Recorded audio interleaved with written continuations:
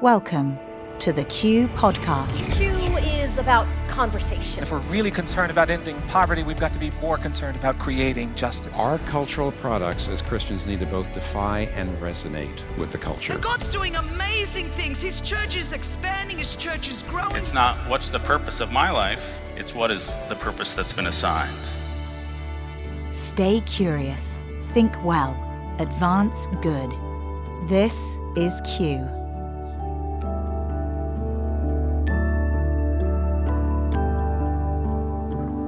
Welcome to another edition of the Q Ideas podcast and the final podcast of 2021. And I love this episode. I'm always looking forward to this really all year long because as we go throughout the year, what we try to do for this final episode is pull together our top moments from 2021 and give those to you because we know over the course of the year, we're putting out a lot of content. There's a lot of talks, events, there's a lot happening. And some of you keep up with some of those things, but other times, you're at the holidays and you're going, man, give me a little taste of what we've been talking about around the Q Ideas space this last year. And so we're going to do that. And by going through a series of moments, we're going to go through 10 different moments where we've pulled together a couple minute clips, some less, some a little bit more, all designed to just give you a little bit of a taste of some of the conversations that we felt were really important this year that we're trying to lead in. And that's our goal at Q Ideas, is we're trying to help you as a leader who's leading your organization, maybe you're leading your family, leading in your community, leading your church, to know how to think well about the year ahead. And 2022 is going to have a number of new conversations that must be had, and we want to help you prepare for that through our events, our Culture Summit, Next Gen Summit, so many new things that are happening. And so you're going to hear some of these quotes coming from these different experiences that we created. And I'll share with you some of those moments as we go throughout and who the audience was, why we were in the room together, and what we were discussing. Well, I don't want to wait any longer to get into our first moment. And this was one of those more somber and sober-minded topics. It was around death. And 2021, we look at now and look back on as a year where people experienced more injury and death than in the previous year. We had thought 2020 was going to be bad and significant, and it was.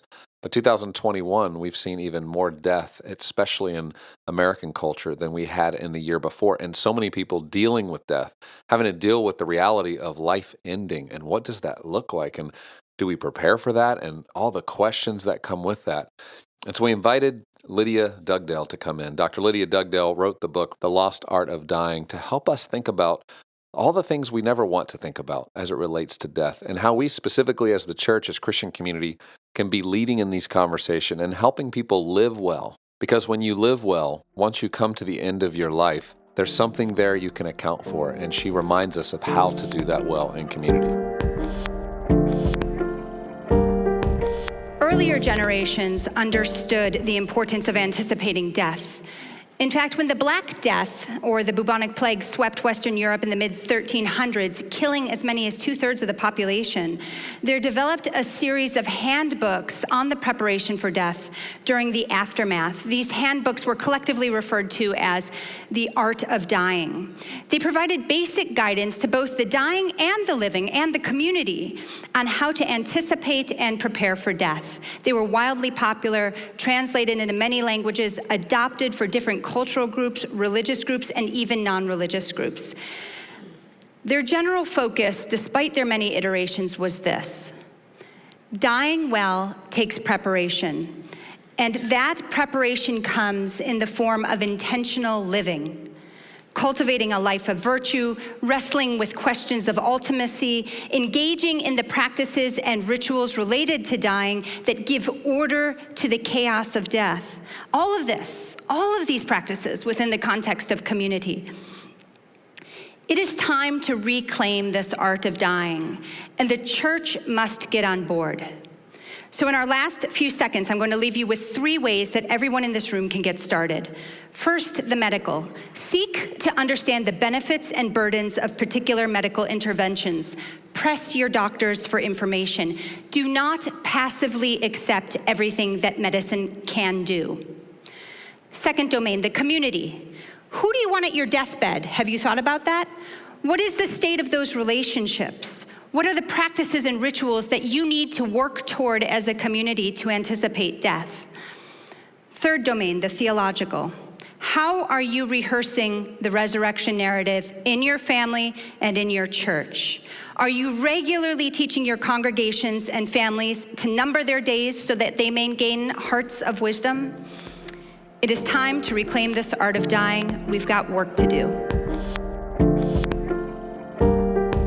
So practical to hear Lydia just give us that explanation of thinking through the medical, knowing who our community ought to be, and also the theological. But I just love that she roots this in community and living good lives. And we all could take something from that as we head into this new year, as we look at the year ahead, really taking account of our community, our friendships, our relationships, our meaning and purpose, and making sure that we're doing everything we can to live the kind of life that God's given us, because none of us can add a day to our life through worry, and we don't know when our last day or last breath will be. And so we need those kind of encouragements, especially during this season. Well, as we move into moment number 2, we're going to flip into a whole different gear where we interviewed Dr. Min-Chen Pei. He's a professor at Claremont McKenna and someone who has studied extensively something that will be a new term for some of you. It's called the social credit system. Now, you might wonder, why do I need to understand a social credit system? Part of our goal at Q Ideas is to help us as leaders think about where's the future of the world going. Are we seeing around the corner just enough to know how to prepare for that, to think about that well? And in China, many of you who have followed the news understand that they've been developing a Chinese social credit score system that they're using amongst their population to really start to give credit to those who align with the beliefs of the government and to detract credit from those who do not. And based on your social credit score, you're limited to travel. You're limited to whether you can buy a plane ticket. Those who have a really low social credit score aren't able to leave their actual village towns. Those with high scores have lots of freedom and can do whatever they want. And so some suspect that these types of totalitarian type systems that are being used in countries like China could make their way into the West and further into nations like the United States. And so we invited Dr. Pei to just give us a little bit of knowledge and information. What is this system? How does it work? How does it function? And allow us to peer around that corner and get a view of what that life might look like. Okay, well, this is still a system in progress. China is developing it. It's not perfected, but the concept is quite clear. That is, anything you do will earn you a score. Right now, I think Americans know what our credit score is. Just think the expansion of your credit score to include your social activities. If you, say, run the traffic light, that would be considered a minus point. So right now, our credit score is not connected with our social conduct, our political conduct. And in China, it can be connected with your political conduct. For example, if you visit a website that the Chinese government doesn't like, for example, if they visit Gates' website, and that will be recorded because the Chinese government has the capacity to track your online activities. So in other words, a social credit score, a social credit system tracks all and every of your activities. Yes. And that is a very frightening prospect if it actually works. Because right now the technological challenges are enormous, but the Chinese government is not giving up. So as you can see, it's a bit Orwellian. You hear some of these descriptions and realize that your ideas and thoughts can be monitored. The things you post, all of those things contribute to your score. In addition, the way this social credit system is working in China, if you're friends with somebody who has a view that might be negative towards the government or doesn't support the propaganda that's going forward, then your score lessens. And so it incentivizes you to remove yourself from the lives of people who think differently. You can start to get a glimpse of a future like this, a dystopian future where the ideas that the collective has have to be in lockstep with one another, and to disagree means you are disengaged. Moment number 3 brought John Mark Comer to us, and we were hosting something called the Next Gen Summit. This was something new this year, but our director of Next Generation, Grant Skeldon, who's been a part of our team for the last year and a half, has helped convene over 250 young leaders ages 18 to 35 years old, part of Gen Z and the millennial generation, in an effort to help these leaders better understand the culture, where it's headed, the ideas of faithfulness and what those look like in the face of existing challenges and turbulent times and the chaos of confusion around theology and what does it mean to be a Christian today. And so we invited John Mark Comer in to talk specifically about the price of progressivism. John Mark lives in Portland, Oregon. He's pastored there faithfully for many years, written books that many of you have read, his most recent, Live No Lies. And what John Mark did for us that day is he spoke to a younger generation that all they usually hear is that Christian ideas are old, outdated. They don't align with the times. They're not the future. If you hold to these beliefs, you're on the wrong side of history. And so we wanted him to come in and share from his perspective as a pastor in Portland with a very young audience attending in an urban context, a world that he has lived in for many, many years with his family. What does progressivism really look like up close? Because we hear the word progress and we just naturally think this means it's good, it's up and to the right, it's always getting better.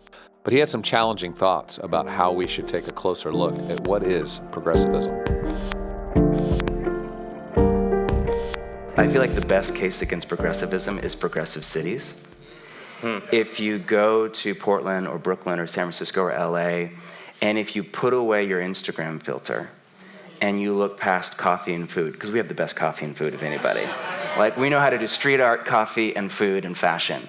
But if you go past that and you actually look at the soul of a city, first off, if you look at the economic disparity, there's a thin band of like cool millennial people who made it and who make a bunch of money and can buy a $7 coffee and Instagram it on their $1,000 phone. And if you look below that, it's mostly like very depressed, lonely, poor people. And the level of mental illness, the level of loneliness, the level of depression, the level of heartache, the relational breakup, the fallout of the sex revolution. When you have front row seats to watch it, it is not bright and shiny, it's not romantic, it's not cool. So I've been thinking about, why is Nashville such like a hotbed for deconstructionism? Which is so weird, like driving around. I know this is like liberal for the South. This is not liberal. This is not even close. And I'm shocked. It's like nobody's wearing masks. I've seen one pride flag in 4 days. I don't even have a category for that. I haven't seen any ideology anywhere. I don't know where the poor people are. I don't see any of it. This is not a liberal city.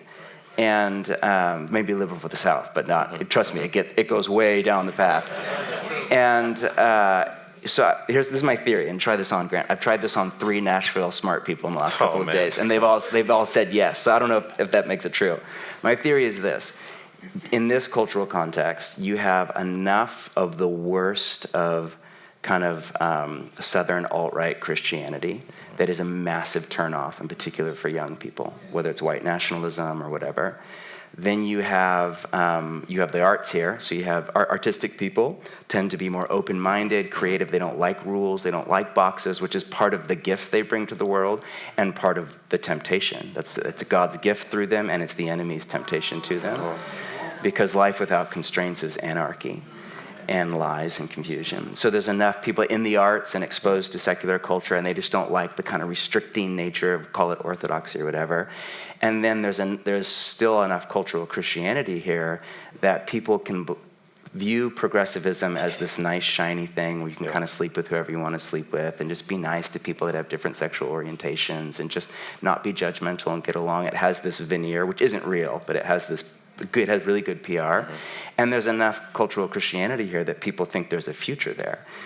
And I'm living in it. And let me tell you, it's not beautiful up close. There's some good things about it, but it's not beautiful up close. And there's no future there. There's no future there. And I think that was the words that this younger generation responded to, because they're not often in spaces where they're hearing it this directly. And so we were so grateful for John Mark and for these spaces that we're creating that allow leaders to grapple with these topics, to realize they're not alone, to have good thoughts and arguments that are intellectual and informed and smart about how we hold to these views and how we should approach some of these different ideas that are being thrown at us all the time, every day. But we don't always know what the answer is to it. And John Mark helped us with that. Well, another moment that stands out to me was at our Culture Summit this past year in April. We had a talk, and I had a conversation with Matt Chandler and Jada Edwards, and it was called Thinking Well About Apocalypse. What a wild title. Probably the wildest title we had this year for a talk. And the discussion was really around the book of Revelation. And what do we glean from this? Is this something that's a distraction from the church to read about Revelation when so many people think perhaps we're living in the end times, we're getting closer to the end times? Or is this helpful? And how can it be helpful when we don't understand it all the time and we're not quite sure how to read Revelation? And so Jada came in and offered just a moment here of, I thought, incredible advice and insight into how we can always look at Scripture, even when we might not understand every detail, the ways in which God's designed it to encourage us and to move us forward into His plans for the world that we can always trust.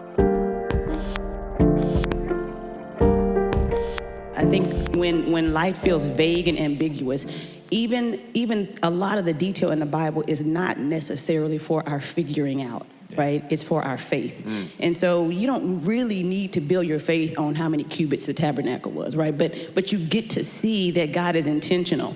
And so you don't get to wash away things that happen in life as coincidental, or maybe something else is in control, or maybe God is not sure how He made me, or maybe my identity is called into question because of external circumstances. God is specific and He's intentional. And if He has a plan for the ages, He has a plan for your life. And that lens for prophecy for me is always more reassuring. And even when I see things that I don't know and can't immediately understand, I'm reminded He's Jehovah. And if He's completely comprehensible, then He's not God. And so I need to have some things about Him that I don't get, because it reminds me that He gets it all. So there's so much hope in all of the detail that God lays out for us. Encouraging words, right, from Jada, who just reminds us, right, we don't always understand what God means by some of these prophetic words and where they're going, but we can trust Him. And that's a comforting feeling when you're living in a season of change and uncertainty.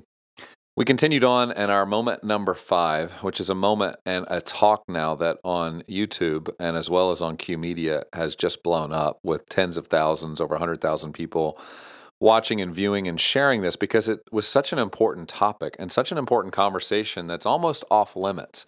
In a world now where topics you have to be so careful about, or approach politically correctly, or be careful that you're going to get canceled for addressing it, we try to step into some of these areas and invite experts and stories and people who can help us get our head around what's really happening in this story. And this was one of the best. We discussed the idea of transgender and transitioning, as well as in this particular moment, suicidality amongst trans youth. And we had a guest with us, Preston Sprinkle, who always helps us navigate some of these issues. Great author. He wrote the book Embodied this past year that deals with the topic of biblical views of gender. But in addition to that, he brought along his friend, Helena Kirshner. And Helena is someone with a complex story, and a story that has played out over her young life in high school, where she transitioned from being a female to becoming a male.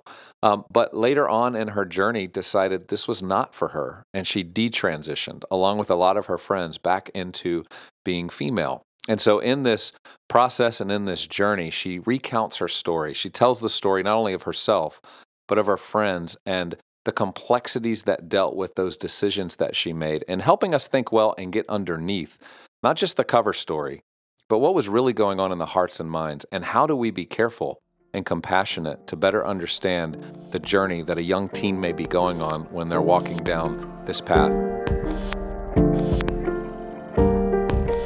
I want to just briefly talk about something really sensitive, suicidality. Suicidality often comes up in the trans conversation, and I often hear parents of trans kids maybe be told, do you want an alive son or a dead daughter? Meaning either your child will most likely or very likely commit suicide, or they need to transition. So those are your two options. What do you think about that statement? So as we've said, in this population, these young people who are identifying as trans, there's a lot of comorbid mental health issues. There's a lot of depression, anxiety, self-harm, OCD, eating disorders. And so I think that we should treat these young people the same way we would treat any other young person who's struggling with mental health issues. We should be caring and loving to them, and we should get them help, and we should pay attention to the root causes of why they're feeling the way that they're feeling. And I don't think that,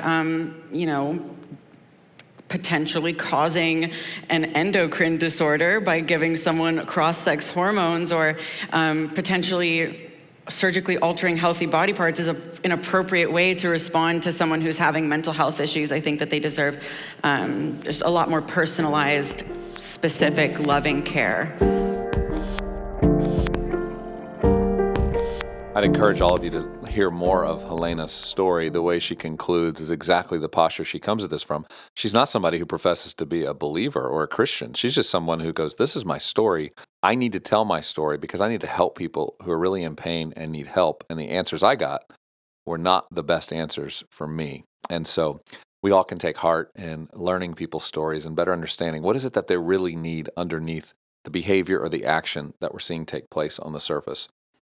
Well, we'll shift gears now to another moment that took place this year, again, at our Next Gen Summit. And you can always tell the moments happening at the Next Gen Summit because we had these 250 young leaders that were giving feedback constantly. When they would hear a thought, they were amening, they were shouting. You just kind of heard that feedback. It was not static. This was very active. And we had with us Andy Crouch and Sho Baraka. Now, Andy Crouch, many of you know who've been around the Q Ideas community, has really helped us think well about the idea of culture shaping and the entire Christian community. In fact, at our first Q Ideas event in 2007, he gave a talk called Stepping into Culture that really laid out his basic thesis of his book, Culture Making, before it was written, that said, look, to change culture, you don't condemn it or critique it. You have to create culture. And so at the Next Gen Summit, we wanted these young leaders who were thinking about their callings, the things they're creating, the projects that they're working on, to understand that these projects have value. The things God's called you to create, give it the time that it needs to become everything that God wants it to be. Don't rush it.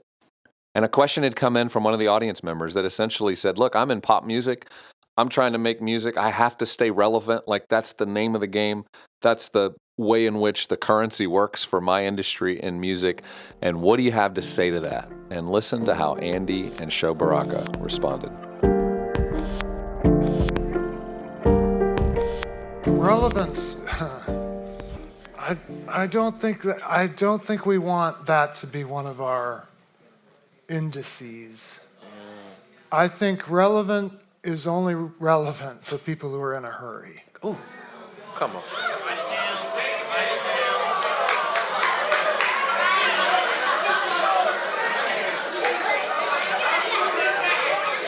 One more time. Relevant. I just thought of this. I don't know if it's any good at all. I mean, but I think relevant is only relevant for people who are in a hurry. Yes. I think the great challenge of the definition of pop is it's commercial. When you are participating in that industry, you are surrounded by people who are in a hurry to make money from you. Wow. Money is in a hurry. Come on. Art is not in a hurry. Cultural influence, reshaping how people see the world, what they imagine is possible, that you cannot hurry that. The more in a hurry you are, the more relevant you are going to feel pressured to be. The more people whose paycheck is down the line from your productivity, the more you're part of a machine that tells you you're relevant, but you're actually becoming less influential. But I think about this writer named Marilyn Robinson. She's won the Pulitzer Prize, so she's not totally irrelevant. But why did I feel like I had to say that? That's really interesting. Like, why did I feel like I have to say that? Marilyn Robinson wrote one novel called Home that everyone who read novels knew was a work of genius. It's a very moving, difficult and moving book. And then she waited 20 years before she wrote another book called Gilead. And then she's written several more quickly, but she just wasn't in a hurry. Don't be in a hurry. I'm gonna give you a final word. I want you to drop. Just to that. I think also, because there's young folks in here, you'll probably have influence now. And the other thing, just because I love novelists as well, Toni Morrison didn't write her first novel until she was 39 years old. So Exactly, facts. Like we got time. You have time. We got time. Totally. So don't ever feel like, that's why I think the hurry thing is so pertinent. Don't ever feel like, oh, today has to be it. That's so right. That's so right. I just love hearing these young leaders rave about Andy Crouch, dropping some of his wisdom on them. That was so fun. And those are the kind of mentoring moments that we're trying to create for young leaders. And that's happening now year-round through retreats, through events like this, the Next Gen Summit, as well as our Culture Summit. And so as we continue on to our next moment, we talked about lockdowns, and we wanted to have a whole session this year on lockdowns. We knew that they had taken place and were still taking place in a lot of segments of our world, but some were not willing to speak up about the damage that was happening, some of the challenges that had come about as a result of this type of policy behavior. And so back in April, we wanted to talk about this, and we had Naomi Schaefer Riley with us.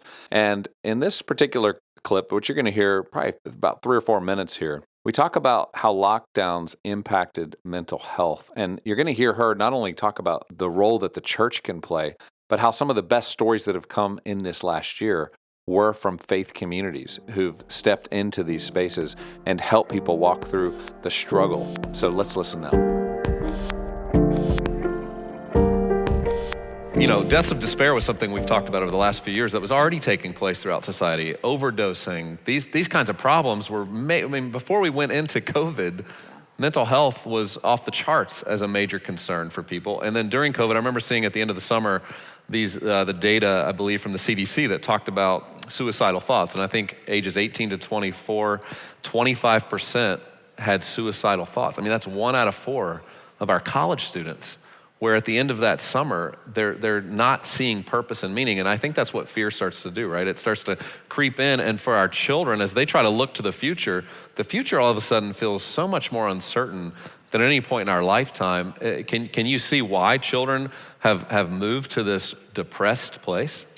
Well, absolutely. I mean, I don't want to, bring back all of the trauma for the audience members here, but I mean, the lockdown, it was waking up every day to the same thing. It was not being able to look forward to getting together with your family, to going to church or synagogue on the weekends, to having family celebrations. It felt like you never knew when things were going to get back to normal, and it was the same thing day in and day out. And that is the kind of thing that, leads people with perfectly good mental health to start to have these thoughts. But if you're already in a vulnerable state, if you've had addiction problems of some sort in the past, and now you can't have access to a meeting in person of people to support you, if you can't access professional services except over a computer, if you can't come together with your community, if you don't feel like you have those things to look forward to, you can really see why people who already had those problems fell back into those habits. Yeah, and there's data that came out in 2019 that Barna did that describes how the church can play a role in this kind of moment. And I think for people listening today who are Christian leaders, they lead Christian communities, maybe they lead churches, or they're leading social service organizations, there's the opportunity right now like there's never been to step in. And what's interesting about the data is it shows that our non-Christian neighbors, when you ask them, what can the church do in your community? Like their first thing they talk about is child welfare, children after school, having something to do, having mentors, having a place to go. One of the second or third things after homelessness, solving the homelessness problem, the next practical thing that comes up is counseling, mental health counseling, sitting with the elderly so that they're not lonely or isolated. And so there's this perfect moment where the world sees it pretty clearly. Practicing Christians are along those same lines, seeing it the exact same way. So what is the opportunity for churches where we're not relying on the government to solve all these problems, but churches can maybe play a role in helping heal right now? Yeah, well, like I said, I think one of the most urgent needs I see is in the world of foster care. And you actually had some great organizations that learned to do training over Zoom this year. But obviously you can't Zoom foster parent. And they saw, some of these places actually saw a big increase in the number of volunteers. People who were suddenly found that they were working from home more often, that they had more flexibility in their schedule, were able to take in children when they couldn't before. So there are some, positive stories that have come out of this year, and a lot of those positive stories have come out of the church, frankly. So lockdowns clearly had an impact, and something that even as we move into the new year, as we hear more and more word of potential lockdowns or certain communities that are going through that, we as faith communities have to step up. We have to step in and recognize all of the extra damage that can happen socially, emotionally, mentally for so many people who aren't able to live human to human, and they're being pushed into isolation. This is something I believe the church must step into and create space and culture that doesn't allow this type of isolation to happen, but allows us to continue to show up and physically be embodied and be present with our community.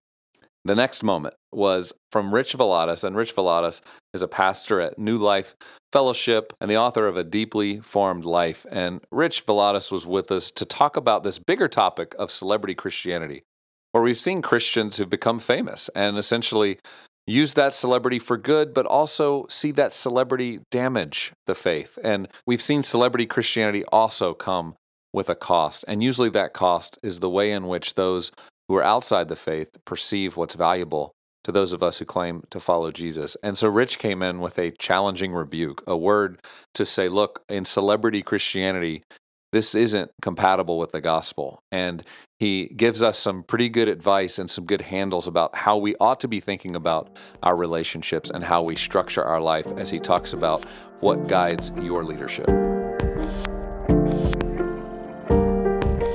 Am I regularly proximate to people I'm not gaining any social capital from? The temptation is to surround ourselves with people who can advance my influence, to center our lives around an agenda of personal advancement. And one of the antidotes to celebrityism is very simply non-transactional human connection, where people are not a means to an end to expand our territory. And the last question is this: am I living from the center of God's affirming love? It was Aristotle who said that when people don't feel loved, they seek to be admired. And so here's the question: are you living from the center of God's affirming, unconditional love? Or are you rapaciously seeking affirmation? I just love how Rich specifically gives us this antidote to celebrityism, which is non-transactional human connection. I think if we could all look at the coming weeks as we go into the holidays, New Year's, and spend a little bit more time with friends, maybe outside the typical workspace, is let's enjoy that. Let's enjoy relationships that don't have any transactional value. And let's take that back into the new year where we're just enjoying people, human to human connection that keeps us grounded, doesn't make us think more of ourselves than we ever should, and makes us think more of others. Well, that leads us to the next moment. Jon Tyson, another pastor from New York City, Church of the City, New York, who gave a talk at this year's Culture Summit. It was the final talk. It was a talk that was meant to encourage and send us off. And within that talk were some moments that were sobering. He said to this group of people, I know you think you've lived through your toughest year, but what if the next year's even more difficult? Do you have it in you? What would it take for you to faithfully lead and continue to live into the grace that God has before you, into the calling that he has for you for the people he's put around you? And he challenged us to consider that we can't do that alone. We can't do that by carrying these burdens ourselves, but that we have to trust in God. And so in this moment, he encourages us again about what would it look like for us to trust him and to follow Jesus's leadership teaching. But one of the things I can't get away from, and one of the things you can't get away from, is that God has called and entrusted you to lead in this moment. So God, who has arranged human history, who has determined the very time and place that you should live, who knows every heart who will ever be in his kingdom, when he's mapping out your destiny and human history, he says, you here now. You are the people Jesus trusts more than any of the saints in history to get us through this moment. So this started asking me to ask the question, how do I be one of the people whose love doesn't grow cold? And this shifted my question from how do we influence the world as if we really have that much control over it, to how do we be faithful to the thing that God's entrusted us to in this moment.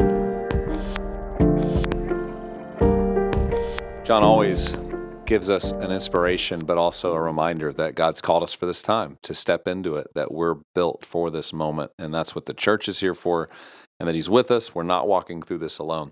Our final moment, as we look back at the top 10 moments, was a moment of encouragement to the next generation. And so much of our work over the last year has been focused on how are we preparing a new generation to lead in a culture that's changing rapidly. We've hosted the Next Gen Summit. We've brought these leaders together at our Culture Summit event, at many other retreats that we're doing, all in an effort to try to keep investing in a new generation, believing not that we're out of it, not that we're too old to make a difference, but more that let's keep building. Let's stand on the shoulders of those that came before us. Let's let them stand on our shoulders. Let's keep empowering them with the best ideas, the deepest ways of thinking about faithfulness in this generation. And so in this final moment, Lisa Bevere encourages the next generation and gives them a final word that just lets them know that there is something special happening in that generation. And I want to remind you of that as a leader, whether you're leading people in the next generation, whether it's your children, teens, whoever it is that you're around that you've been called to. Let's think about how are we pouring into the next generation? How are we making sure we're being intentional to pass along the truths, the learnings, the wisdom, the experience, the faithfulness, all the lessons that God's taught us to another generation who's going to have to navigate potentially even more difficult moments of discernment, of the need for wisdom, of the need to understand how to interpret what Scripture tells us and how we ought to live, and how to do that through the lens of understanding these new times, these complex times that offer new questions and new options that perhaps we never could have considered. And so let's all be those kinds of people as we lead forward, as we listen now to Lisa. This generation, listen, I love that Dave said, operate by love. You will have no discernment if you do not operate by love.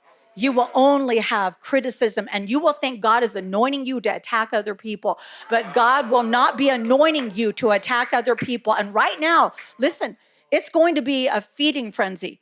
There's leadership that's under attack, and I'm watching people already just saying, well, we're not of them. We're not of them. Let's attack them so everybody knows we're not of them. Listen, that's part of the body of Christ. If somebody cuts off a finger, we're all hurting. And so we need to just learn that they can be an object lesson or an example for all of us. And it just should make us all fear the Lord and say, I'm not going to be in positions that are going to dishonor God, because people are actually watching for you and I to win, not to fail. And it wounds them when we mishandle what God has entrusted us in this generation. So this is a time period where there's a narrower road that we're all going to have to walk. And guess what? God is going to anoint us to do it. And so I'm excited about being around, watching the millennials and the Gen Zs. I love your attitude. I love your attitude, and I have always believed that there is something fierce and beautiful and kind on this generation, but it will never be involved in disobedience. Well, I hope listening to these top 10 moments from our year has been good. There were so many more moments. We could have done 100 of these moments because so many of these leaders take so much time to help us think well about the current scenario we're in, as well as where's the future headed. And they do it with such poise and grace. And I'd love for you to enjoy all of what they had to say. So what we're doing this Christmas is making this available to you at qideas.org/top10. When you go to that website for free, all 10 talks that I just gave you little moments from, you saw a little clip. Go in there, and the ones that resonate with you, pick one or two. Take the time to fill yourself up by listening, learning, better understanding around one of those areas that were of particular interest to you. This is what we do at Q Ideas. We cover the gamut. We want you as a leader to be prepared to think well about the world you're walking into. And as we move into 2022, that's not going to get any easier. More than ever, we need one another. We need discernment. We need wisdom. We need to know what faithfulness is going to look like in the face of brand new questions, perhaps never been asked by a human population.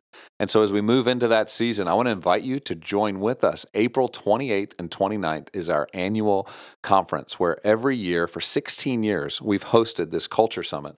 We'll be doing it again in Nashville, limited seating. We have 800 seats, which is in the past, we'd have over 2,000 people attend, but because of the new restrictions and the ways in which we've had to function and alter what we can offer, 800 people will be in the room, and we want you to be one of them. It's already 50% sold out, but we'd love for you to take a seat there. And when you do that this Christmas and you go ahead and pre-purchase your seat during this Christmas holiday season to be with us in Nashville, you're going to also receive one free virtual pass that you can give away to a friend, to a coworker, a colleague, maybe one of your students, somebody who you know would also engage this conversation. It would be helpful for them. And so we're going to be talking about all kinds of topics. We already know we'll talk about technology, psychedelics and drugs. We're talking about the media and its influence. We're talking about the metaverse and augmented reality. We're going to be digging into all of the conversations that are at the fore and the ones that you as a Christian leader need to know how to engage.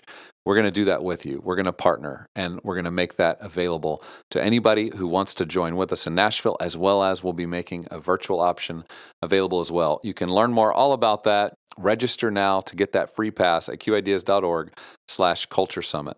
Well, as we leave you for this year, we pray that you have an incredible season of rest, of restoration, of holiday with friends and with family, and that you feel filled up as we head into a new year and ask God, show us how you want us to lead, how we can be faithful stewards, and how we can walk forward with diligence and with wisdom into a new world.